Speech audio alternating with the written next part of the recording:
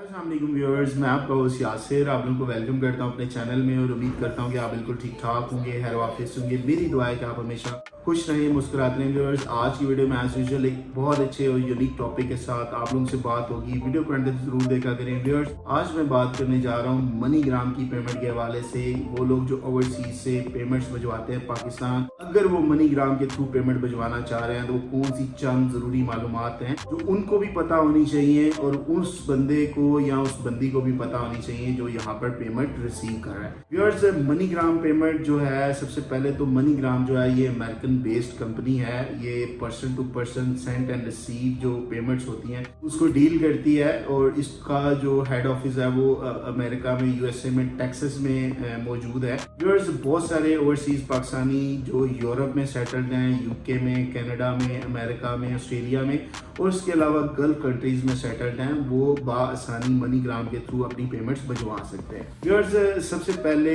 MoneyGram की payment के digits की बात की जाए तो ये 8 डिजिट्स पर मुश्तमिल पेमेंट होती है। नॉर्मली इसका नंबर जो है वो 25 से स्टार्ट होता है। अगर आपके पास मनीग्राम की पेमेंट 8 हिस्सों वाली रिसीव हुई है तो आप उसको UBL, HBL, MCB, Allied bank, Habib Metro bank और बैंक अल हबीब से बासानी रिसीव कर सकते हैं। व्यूअर्स, मनीग्राम की पेमेंट आप अपने बैंक अकाउंट में भी मंगवा सकते हैं। वो बंदा जो यहाँ से पेमेंट रिसीव कर रहा है, अगर वो अपना इंटरनेशनल बैंक अकाउंट नंबर यानी आईबैन नंबर उस बंदे को लिखवा दे जो ओवरसीज से पेमेंट उसको भिजवाना चाह रहा है, तो वो डायरेक्टली उस बंदे के अकाउंट में भी मनीग्राम की पेमेंट जो है वो सेंड कर सकता है। और इसी तरह अगर जो भेजने वाला सेंडर है, अगर उसका कोई बैंक अकाउंट है पाकिस्तान में और उसके पास अपना आईबैन नंबर है यानी इंटरनेशनल बैंक अकाउंट नंबर लिखा हुआ है, तो वो उस इंटरनेशनल बैंक अकाउंट नंबर पर भी मनीग्राम की पेमेंट भिजवा सकता है जो डायरेक्टली पाकिस्तान में उसके अकाउंट में भिजवा दी जाएगी। व्यूअर्स, 8 डिजिट की पेमेंट है। सबसे पहले एक बात आप याद रखें कि यहाँ पर जो रिसीवर है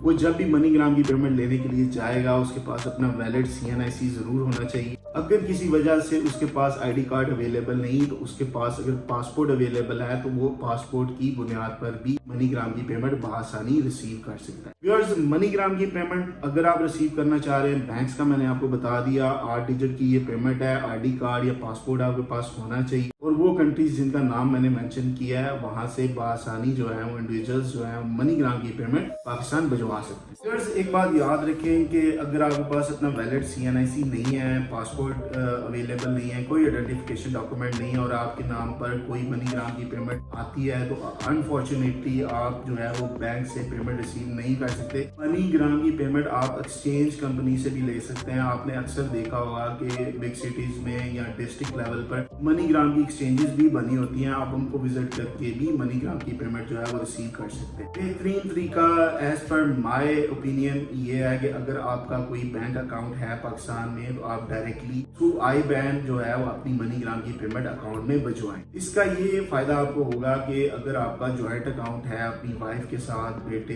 बेटी, फादर मदर के साथ, तो आप चेकबुक के ऊपर साइन करके भी दे सकते हैं या दोनों में से किसी एक के साइन भी चल सकते हैं। तो अगर आप मनीग्राम की पेमेंट जो है अपने अकाउंट में भिजवाएंगे उस जॉइंट अकाउंट में, तो यहाँ पर मौजूद जो बंदा है वो अपना चेक साइन करके बासानी उस पेमेंट को निकलवा सकता है। और एक्सचेंज कंपनीज के थ्रू भी पेमेंट रिसीव करने के लिए आपको कोई इतनी ज्यादा तवज्जो नहीं करनी पड़ती। अगर कोई उसकी फ्रेंचाइजी आपके करीब तरीन अवेलेबल है, आप उसको विजिट करके वहां पर से भी पेमेंट रिसीव कर सकते हैं अगर आप बैंक नहीं जाना चाहते। व्यूअर्स, मनीग्राम की पेमेंट मंगवाते हुए एक चीज का और भी आप ख्याल जरूर रखा करें कि जब वहां से जब सेंडर जो है वो पेमेंट भिजवा रहा होता है तो उसको आप अपना प्रॉपर नाम लिखवाएं, आप अपने नाम की स्पेलिंग प्रॉपर लिखवाएं उनको, क्योंकि अगर आपका यहाँ पर इंग्लिश कार्ड बना हुआ है और स्पेलिंग की कोई मिस्टेक है या कॉन्ट्रडिक्शन आ रही है तो इस सूरत में आपको पेमेंट नहीं मिल सकती। क्योंकि जरूरी है कि आप जो नाम सेंडर ने लिखवाया है, जो स्पेलिंग जो लिखवाए हैं वही आपके आईडी कार्ड या आपके आइडेंटिफिकेशन डॉक्यूमेंट के साथ मैच करने चाहिए, अदरवाइज आपको रिफ्यूज कर दिया जाएगा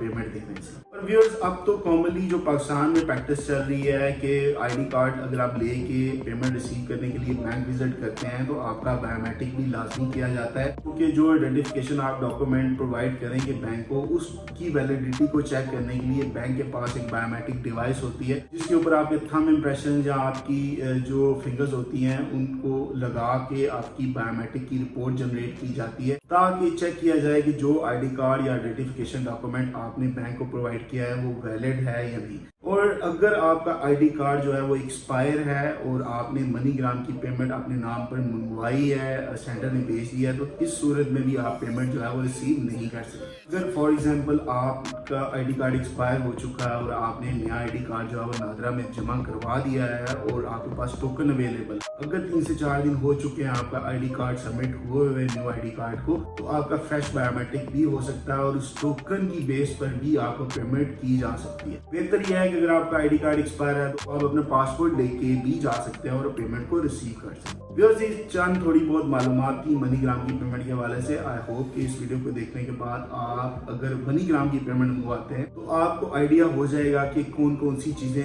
आपके पास होनी चाहिए और किन रिक्वायरमेंट्स का आपको ख्याल रखना चाहिए। इंशाल्लाह आने वाली वीडियो में एक न्यू और अच्छे टॉपिक के साथ आप लोगों से दोबारा बात होगी। तब तक के लिए अपना बहुत सारा ख्याल रखिएगा। अल्लाह हाफिज़। Thank you.